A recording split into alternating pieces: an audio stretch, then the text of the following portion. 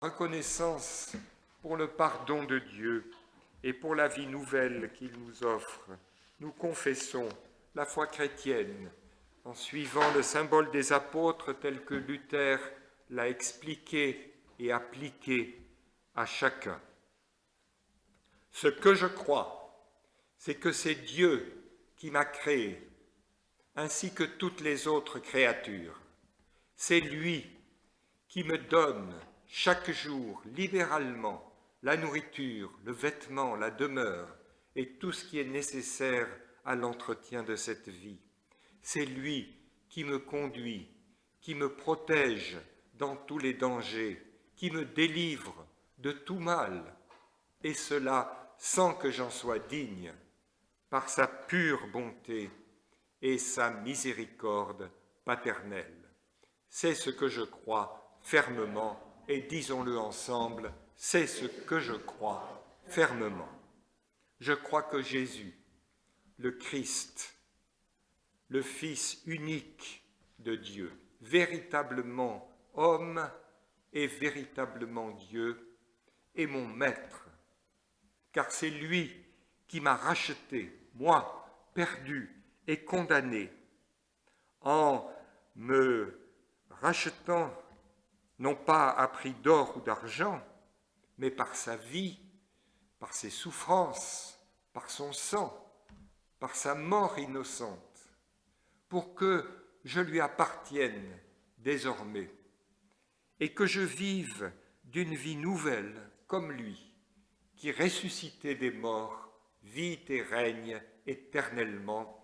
C'est ce que je crois fermement. Et je crois que l'Esprit de Dieu, le Saint-Esprit, m'appelle par l'Évangile, m'adresse vocation, m'éclaire par ses dons et me sanctifie. C'est lui qui me donne la possibilité de connaître la volonté de Dieu. C'est lui aussi qui, au dernier jour, me ressuscitera avec tous les morts et me donnera la vie éternelle dans un monde nouveau. C'est ce que je crois fermement.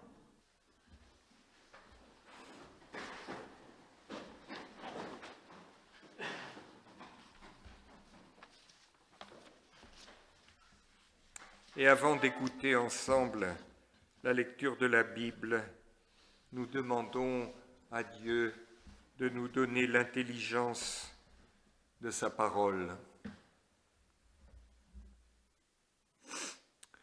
Seigneur, tu es le Maître, et nous sommes tes disciples. C'est de toi que nous avons tout à attendre, tout à comprendre, tout à recevoir. Mais tu sais combien nos cœurs sont lents à comprendre et à croire ce qui concerne ton royaume. Cependant, tu nous as promis ton esprit, l'esprit de vérité, pour qu'il nous conduise dans toute la vérité. Ouvre donc nos oreilles et dispose nos cœurs pour que nous recevions ensemble aujourd'hui, dans ta parole, la connaissance du salut que tu accordes aux hommes. Amen.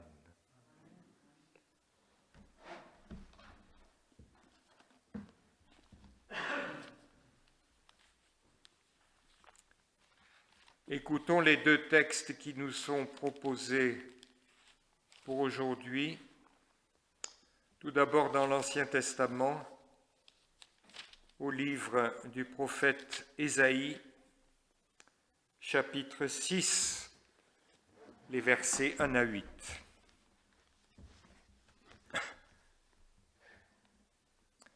L'année de la mort du roi Osias, je vis le Seigneur assis sur un trône très élevé, et les pans de sa robe remplissaient le temple.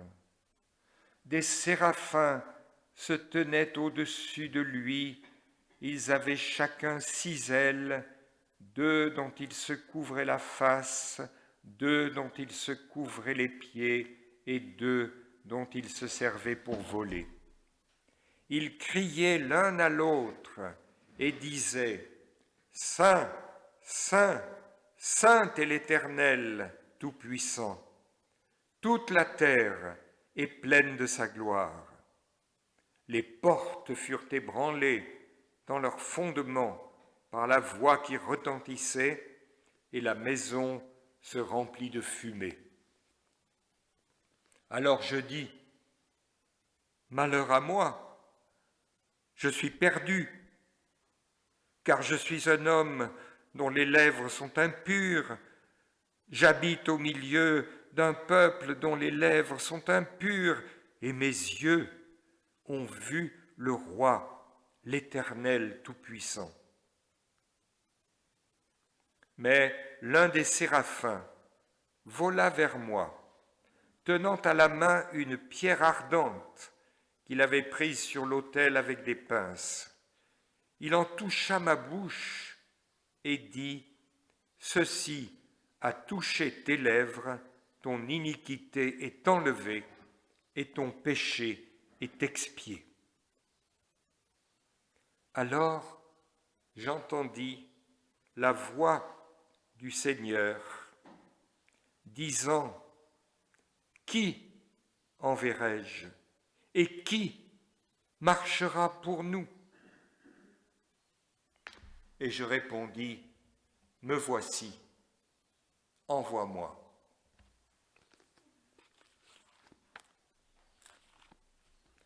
Et dans le Nouveau Testament, nous lisons dans l'Évangile de Luc au chapitre 5, les versets 1 à 10.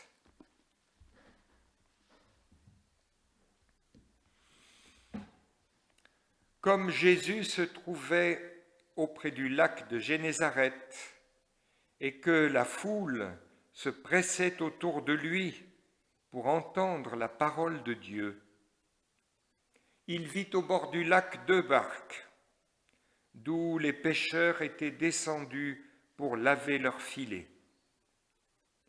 Il monta dans l'une de ces barques qui était à Simon, et il le pria de s'éloigner un peu de terre. Puis il s'assit et de la barque, il enseignait la foule. Lorsqu'il eut cessé de parler, il dit à Simon, « Avance en pleine eau et jetez vos filets pour pêcher. » Simon lui répondit, « Maître, nous avons travaillé toute la nuit sans rien prendre. Mais sur ta parole, je jetterai le filet. » L'ayant jeté, ils prirent une grande quantité de poissons et leurs filets se rompaient. Ils firent signe à leurs compagnons qui étaient dans l'autre barque de venir les aider. Ils vinrent et ils remplirent les 2 barques au point qu'elles enfonçaient. Alors, quand il vit cela, Simon-Pierre tomba aux genoux de Jésus et dit, « Seigneur, retire-toi de moi, parce que je suis un homme pécheur. » Car l'épouvante l'avait saisi, lui et tous ceux qui étaient avec lui, à cause de cette pêche qu'ils avaient faite. Et il en était de même de Jacques et de Jean, fils de Zébédée, les associés de Simon. Alors Jésus dit à Simon, « Ne crains point, désormais tu seras pêcheur d'hommes. »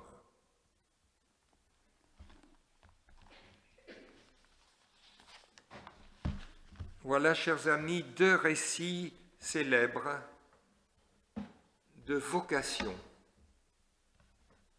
Comment Ésaïe,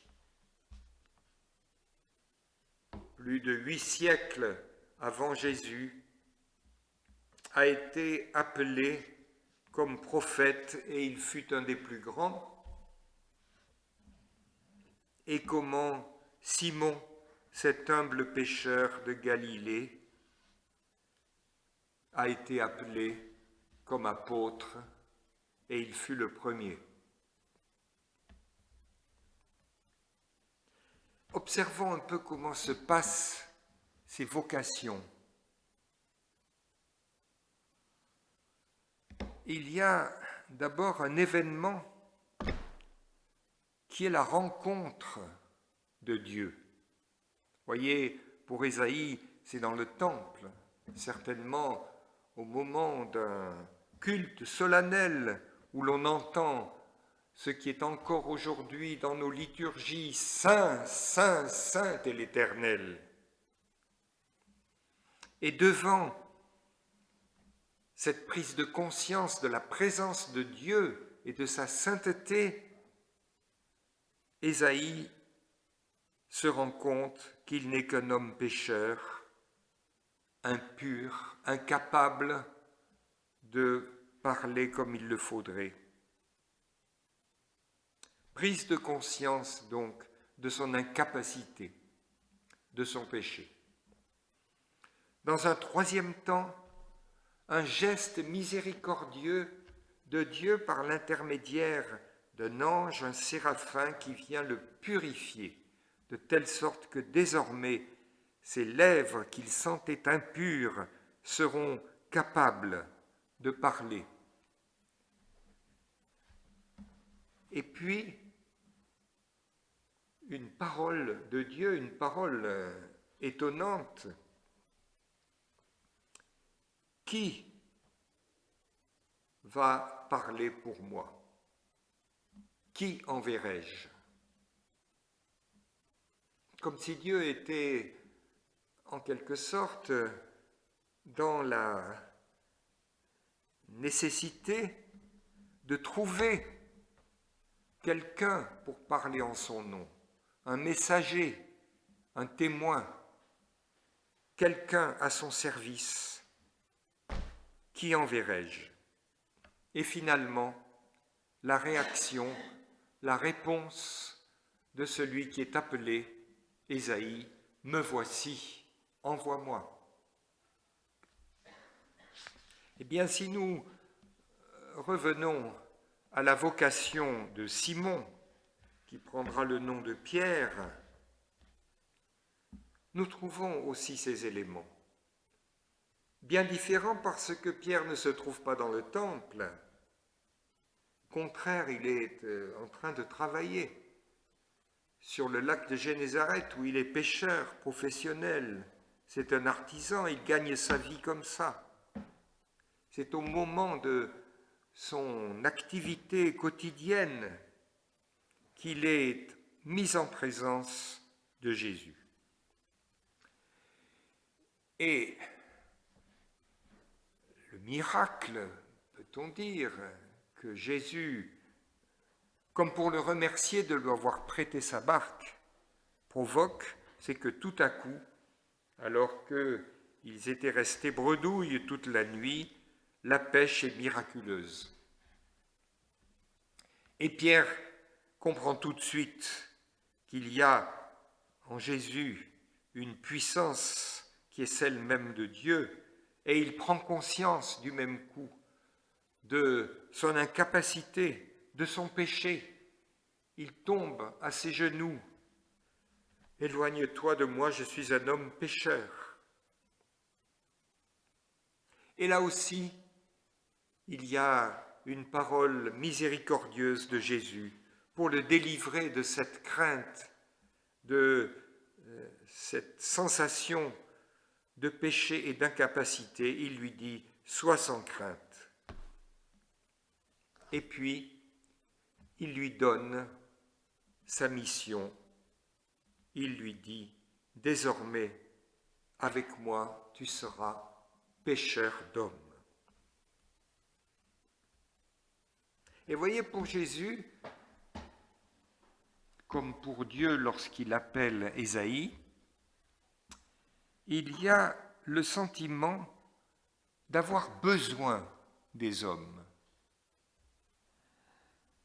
de ne pas pouvoir seul annoncer, répandre, faire comprendre la parole et le message qu'il veut donner aux humains. Bien sûr, Dieu pourrait très bien, d'un claquement de doigts, faire ce qu'il veut, mais c'est sa volonté, sa sagesse profonde, de ne vouloir le faire que par les êtres humains, que par nous, par des témoins, par des serviteurs. Ça peut être un prophète, ça peut être un apôtre, et ça peut être, en quelque sorte, n'importe qui. Jésus avait commencé son ministère tout seul. Il était allé à Nazareth, son village, et là, on ne l'avait pas cru, on n'avait pas voulu l'écouter. Nul n'est prophète en son pays. Il était allé à Génézareth, il avait fait des miracles, et là on lui demandait, mais reste ici. Et Jésus répond, non, il faut que j'aille aussi vers les autres. Donc il y a comme un besoin de Dieu, un besoin d'aide, un besoin de service, un besoin de disciples. C'est ça qu'on appelle la vocation. C'est un appel qui est un peu un appel au secours. Venez avec moi, soyez mes témoins. J'ai besoin de vous. Et nous avons toujours, bien sûr, si ça s'adresse à nous, des réticences, des résistances même. On le voit bien, on se sent incapable, on se sent pécheur, comme Ésaïe, comme Pierre.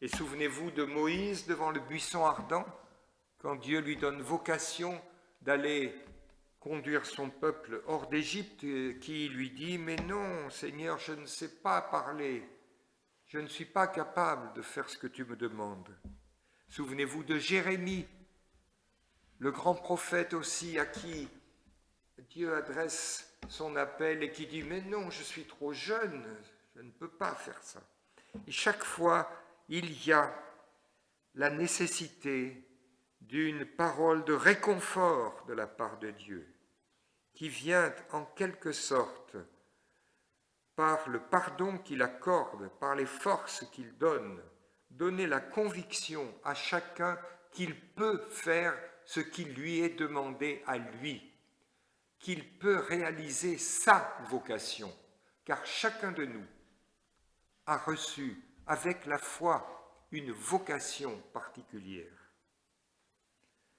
Bien sûr, nous ne sommes pas des prophètes et pas des plus grands comme Ésaïe, et bien sûr, nous ne sommes pas des apôtres comme l'a été Pierre, le premier de tous.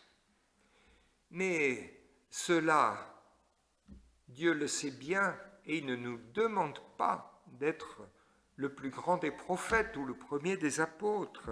Il nous demande simplement de répondre à la vocation personnelle qu'il nous adresse à chacun. Et d'ailleurs, saint Paul expliquait ça aux Corinthiens à propos des dons du Saint-Esprit. Il disait « Tous sont-ils apôtres? Tous sont-ils prophètes? Non, bien sûr, mais le Saint-Esprit a donné à chacun un don particulier qu'il doit exercer, qu'il doit en quelque sorte mettre au service de la volonté de Dieu. Et souvenez-vous aussi de Jésus lui-même à Gethsémané. Lui aussi a failli reculer au dernier moment. S'il est possible que cette coupe s'éloigne de moi. Et cependant,